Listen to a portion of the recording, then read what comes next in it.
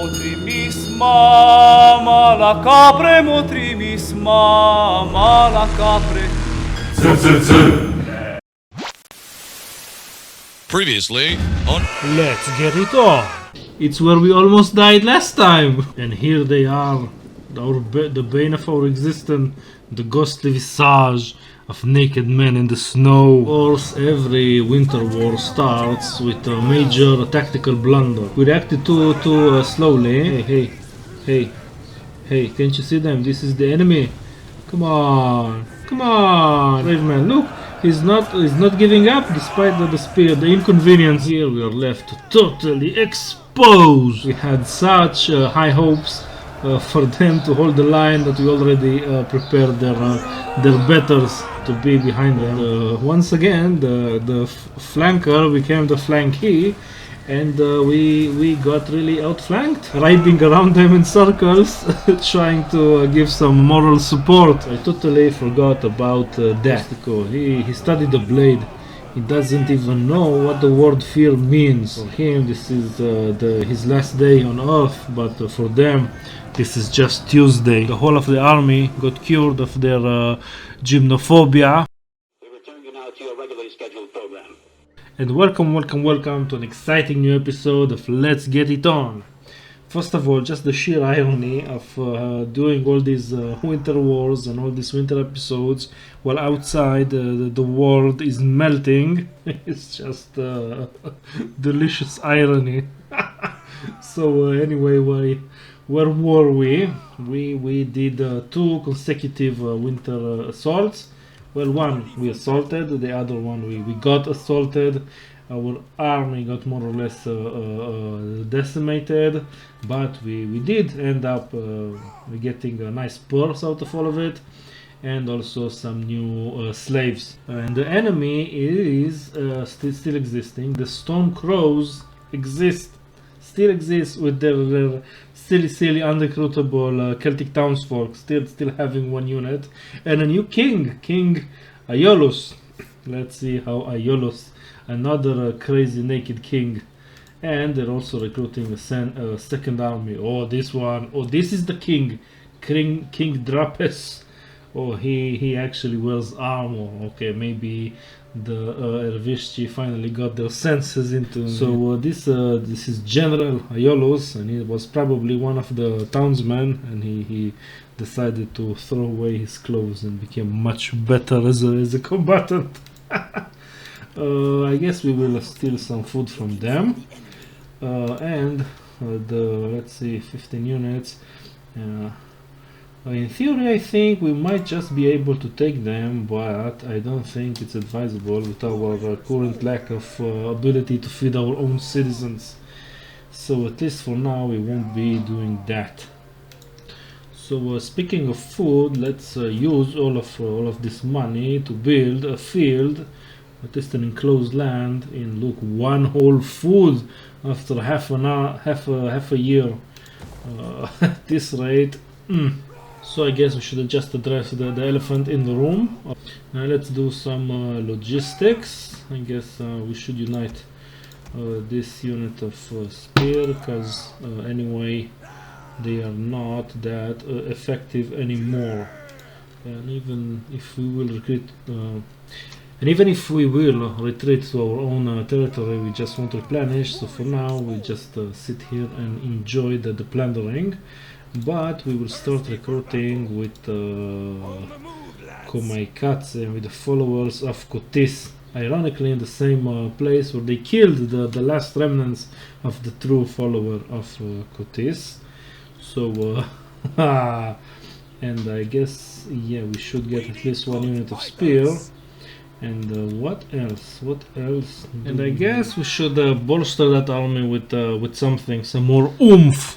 And the best oomph that we have are the Dacian Folksmen. So why not get some more? Because they really grew on me. The last 2, 3, or even 4 battles, they really came in during the clutch time and really clutched the enemy into bits. So yeah, let's give them another try, despite past experiences with them. because so far in this campaign they were performing really well. So we have recruited with the follower of Cotis some Apuliae spearmen and one regiment of, I guess we should give them a nickname of Cotis's chosen. So these are the, not the Potulatense. And what else? I guess since we do have money, it's time to officially move the capital, because I'm not really sure what it does. I know it gives some magical income from somewhere, and I also assume it does more stuff behind the scenes, like more stuff to growth, and I know it gives you also one more slot to recruit, stuff like that. And since Salmes Legitusa will be our capital, might as well pay the tax now. Yes, move. Oh, goodbye monies. It was nice to have monies. And since we are in this awkward situation of having enough food to feed ourselves, but not enough food to feed other people, we will actually we will change the edict from buying food to just getting money. And with the money we will build more stuff that gives us food, and then when we take over a king, we will probably change the edict back to buying food, because we probably won't have enough food for the nasty people at the king. And the marvelous thing that we should celebrate is that we are no longer overlooked. We are actually respected, and that helps us a lot with public order and the research tax and everything. Being overlooked for so long really hurt us, but I guess all these victories really changed the minds of our people. And welcome to the winter of 275, and just look at these wonderful numbers. The edict is doing its thing. We only get 2 food, but look at that income. This is actual income. Finally, after almost 40 turns, we are making some money. And we also built Sacred Grove in Segundum, which will help with the cultural conversion, because there are tensions. The public order is going down, and in 35 turns there will be a civil war. And most of the things they can't really affect. We have too many slaves, which is a silly thing to complain about, and we tax our people, but that's a necessity. And the cultural differences, this is something that we are trying to work on. Currently we are gaining speed 0.6. well, it's something. Yeah.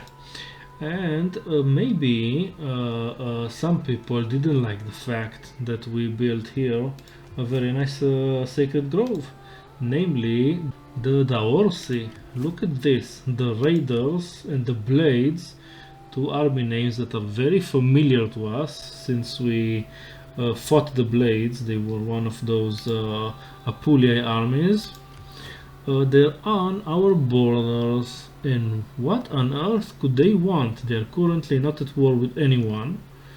I don't even know. For now there's no reason to panic, because they have at least 2 turns until they actually get to the city, and the city actually got almost full garrison. I'm fairly confident in my ability to if they actually assault us, to take care of those 2 armies. And don't really see what they have, but they only have 12 units, and should be manageable. Not to mention that our 2 armies should be in a range to deal with them. So I don't think we will do anything official. I'm just really concerned with our hostile neighbors, because if the Breuci, who are also not at war with anyone, join the fun, we are in deep doo-doo. Are they not at war with anyone? Because they were at war, or they are at war with the Norii. Okay, so they are probably busy. But the Daorsai are annoying. And on the other front, we are doing quite well. It seems that the Erveshchi are hella poor. They're not even recruiting. They are replenishing, but replenishing town folk. Oh no. And this army, the The spearman? Really? Oh, such a, well, I guess a king that doesn't fight naked doesn't have much creativity in him. Anyway, one of those armies that have 4 units but only 1, I don't even know how to address this. I think it might be just a bug, because last time we had that, those ghostly units didn't show up. So they have something, and it's very annoying that our spy who sits just like 5 steps from him can't see what he has. So should we? No, we will not retreat with them, because we can take them on if they come, and anyway the replenishment during winter is a joke. So we will move with, because this, don't know if I mentioned this, but this are war recruit, not as the foundation for a new army, but as direct reinforcements for the loyal Getaean army. So I guess I wanted to come from here, but now since knowing the Orsi, the Illyrians, who might be thinking of raiding us again, showed up, we might take the slightly longer route. And one day we will recruit a second army, but not today. Actually, one thing that I forgot is to check if we can, and yes we can embezzle, so why not? And welcome to the next month. We got this event, Hostile Territory. My lord, this territory is home to many warlike tribes. United, they could pose a threat. Should we play on their rivalry or seek local support? Or should we risk getting harassed and ambushed on our journey here? Now, I wish I knew which army and which territory this is we are talking about. Because if this affects our main army, the loyal Getaean army, we are in hostile territory. This, of course, is never an option. We are too poor. We can divide and conquer them, just subjugated local tribes. I'm slightly afraid of what the second paragraph says. This army is going to lose a portion of its soldiers. Define portion. You know, small portion, big portion, and we will also lose a 95% campaign map movement, which is, you know, we're already raiding, so we won't even notice that. Or forced march, basically the same, only for 3 turns we will get minus, so I guess we will go with the divide and conquer. And our hidden, yeah, someone sorted it is, not surprised we are stealing your food. Character Dadatsi became older. Good for him. Well, by the looks of it, it was this army that got hit by that interesting event. So we can still move, which I think might be a bug, because we are raiding and we still have the raiding movement. But I'm pretty sure that if we stop raiding, we will be minus 95% movement. So yeah, I guess this is a divine intervention. Even though we can't move, we can still move. So we will move. We will move here, and I will patrol. Yeah, I wonder if we are taking. I'm pretty sure we're not taking attrition. That's just a visual bug. But we're also not replenishing, because there's nothing from where to replenish. The people of Segundum are still smelly foreigners, and we can't really do much about that. Let's keep to our original plan with Kamikaze, or whatever his name is. Let's give him those troops to our king, and then should we come to the help of Segundum, or just go to Malva and recruit a second army there. I think it's time to recruit a second army, just to have a smallish army, but an army nonetheless, back in Malva, because Malva is our greatest population center, but it's starting to, as you can see, all the minus numbers. I think this is the effect of the capital actually moving to Stermi-Sjetuza, which is gaining people and losing foreigners. And losing foreigners is very important to us, because we have this nasty modifier, and we can build something big with all those monies that we have, we will finally upgrade Segundum from just being a tribal gathering to a Chieftains Hall. I guess we will just building a Chieftains Hall. This will help us tremendously. Not with food, actually. It might make us starve. Didn't think about that. It will help us with the garrison, which is important since we have Illyrians at our gate. So the actual how to bring food to the Chieftains Hall table will be a problem for next year.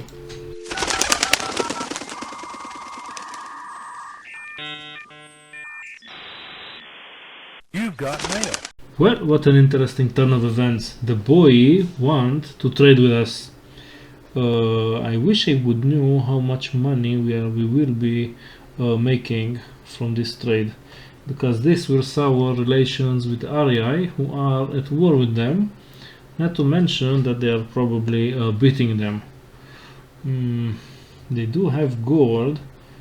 Well, you know, there's just no reason not to accept this. So yay, we have trading partners. And speaking of interesting turn of events, the Stone Crows, the much feared Stone Crows, the army that we fought, at least we've seen in action twice, and we fought it once, and they managed to escape. The first army to actually do so went on a suicide mission to try and kill Komaikatsa. I guess they didn't know that the main Getaean army is just next to them. I don't know. I guess we really hid. But we were patrolling. They should be able to see us. I guess they just tried to do some kind of an ambush or something. I don't know. I mean, thematically, it kind of makes sense because just one of those mad naked kings. But from an AI point of view, this is just disappointing behavior. I'm not mad, I'm just disappointed. I'm not even gonna do this battle. This will be the height of anticlimacticness. I will auto-resolve this on a protective stance. And goodbye, Stone Crows. Is it goodbye? Yes. And we lost 49 men. Probably could have done it a lot better, but let's ransom the Mad King. So this is a free. Oh my God! They keep doing that. Okay, this is okay. This is actually a battle. There's only like 2,400 of us and 1,095 of them. I'm pretty sure if I will auto-resolve, this army will escape with at least half of it intact. So we will actually do this battle. So what do they have? They have some foot nobles, those annoying free levies, a cavalry unit, more swordsmen.